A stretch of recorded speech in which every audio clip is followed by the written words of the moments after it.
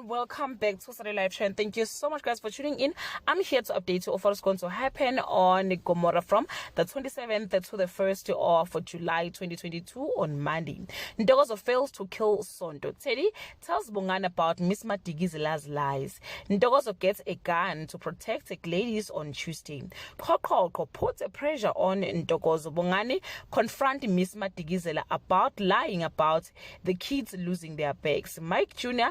tried to make amends with the Tati on Wednesday. Bongani worries he may have pushed Zodwa back to alcohol. Tati learns the truth or the true extent that Kokoko will go to get to her on Thursday. Ntokozo flips Kokoko's script on his assignment to kill Sonto and Tati. Zodwa is resolute about taking care of Miss Madikizela and no one can stop her. Mr. Fago gets marked on Friday. Ntokozo discovers that Kokoko has been into or unto his deception all along. A pissed ladies finally shows Andy the door.